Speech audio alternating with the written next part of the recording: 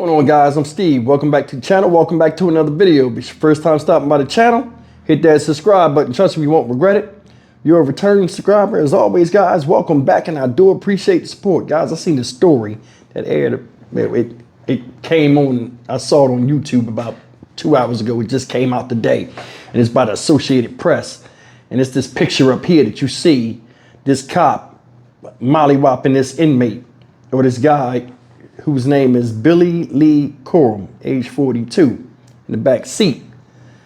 I went and looked at the video. I looked at the comments. A lot of people going off on the cop. Now, the cop has been fired, and this is in Jonesboro, Arkansas. The cop has been fired effective immediately. This happened a few days ago. But just take a look at this. It looks brutal, but I mean, I found some information that explains what happened. And looking at the video, you guys can probably check it out, but you know, figure out somewhat of what this was about.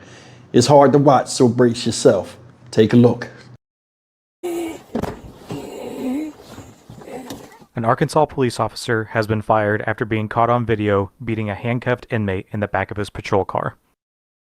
Jonesboro police officer Joseph Harris was fired after he was caught on his patrol car video punching, elbowing, and slamming the car door on an inmate being transported from a local hospital back to the county jail. Billy Lee Corum, the inmate in the back of the patrol car, had wrapped his seatbelt around his neck while being transported when Harris pulled over his car and punched Corum several times as he unwinds the belt. Jonesboro Police Chief Rick Elliott said he did not know what injuries Corum suffered from the beating, but said he immediately fired Harris and would refer the case to prosecutors. Corum was held at the Craighead County Jail on Monday on escape charges and was wanted on warrants from out of state. The police chief had reviewed the video after receiving a complaint from the county sheriff's office about the incident. The Associated Press could not reach Officer Harris for comment on this incident.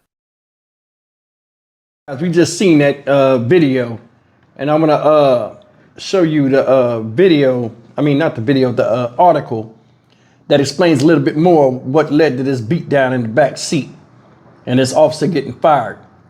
And it reads as follows. Arkansas police officer fired after video captures him beating a detainee in the back of the patrol car. It says the Jonesboro Police Department in Arkansas has terminated an officer after he was seen on video physically assaulting a detainee in the back of a patrol car.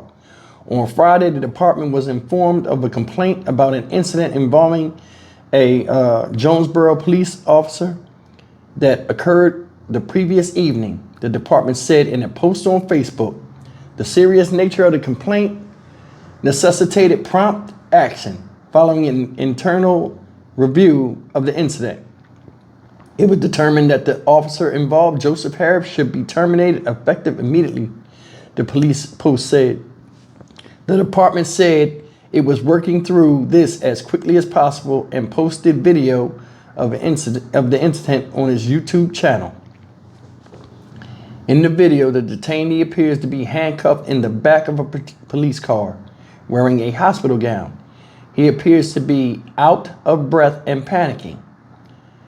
He can be heard telling officers that he swallowed a bag of fentanyl the day prior and is concerned that he will die if he's not taken back to the hospital.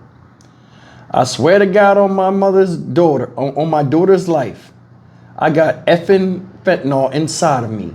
And they're trying to send me back to jail where they're going to effing let me die, he says. The man appears to get agitated as he repeatedly tells officers that he has fentanyl inside him and asks at one point, "Are y'all trying to kill me?" An officer can be heard responding, "No." When the detainee asks the officers if they care or believe him, an officer can be heard saying, "Not really, no." The man is then seen with the seatbelt wrapped around his neck, seemingly attempting to strangle himself in the moving vehicle. The car stops and an officer opens the door and begins punching and elbowing the man in the head repeatedly before removing the seatbelt from around the man's neck and slamming the door closed in his head. The detainee is initially unresponsive in the video when the other officer asks him twice if he's all right. Jonesboro Police Chief Rick Elliott told CNN affiliate KAIT he has communicated with the FBI, prompted the Bureau's Little Rock field office to open a case.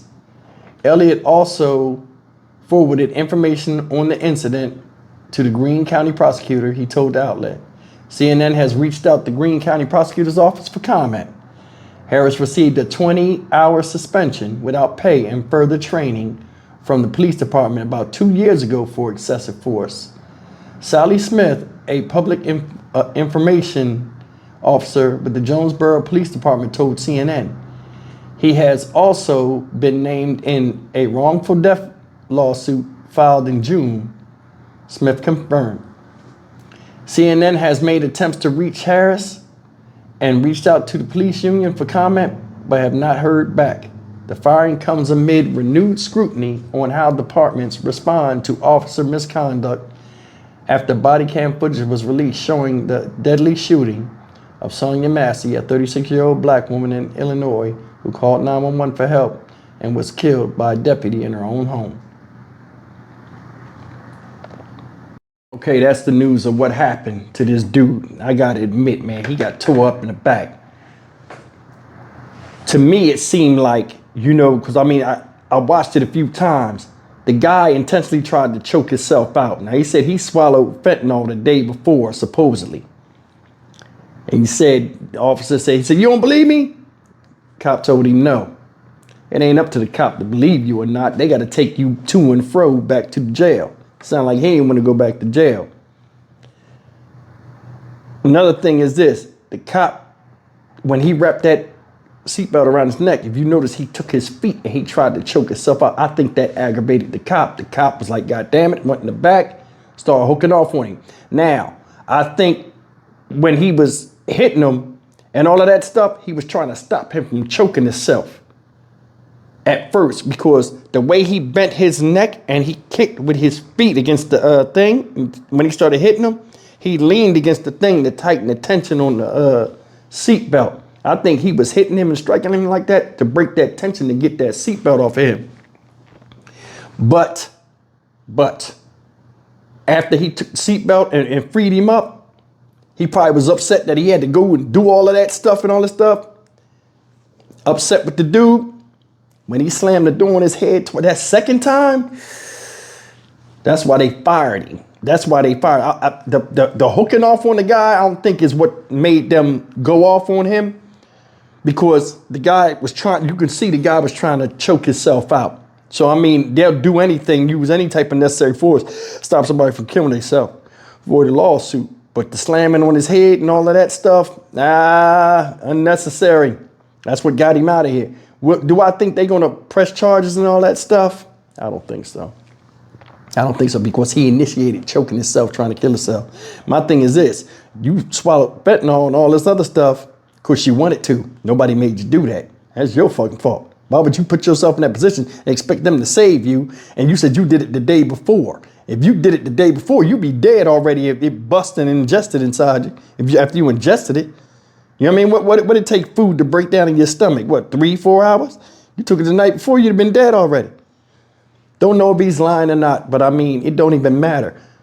Sometimes, man, you know, for me being in jail, it may say some of the craziest stuff or do some of the craziest stuff. Sometimes they lie. I don't know if this guy was telling the truth or not, but sometimes they just do a lot of stuff to keep them out there in the outside world. Guy was in the car. You know what I mean? Even though he was in the car and he wasn't back at the jail, trust me, when you locked up a long time, being in the car is just like being outside. He probably tried to prolong it before he went back to that jailhouse. But either way, man, silliness. You know what I'm saying? And it could have cost him his life. I mean, he was trying to kill himself. I ain't never seen that. But I mean, I do think the cop was wrong. I mean, initially to get the seatbelt off of him, that's what it looked like to me. You know, he teed off on him and stuff like that. And like, he kept like leaning down, like where, like, I guess he wouldn't release his neck.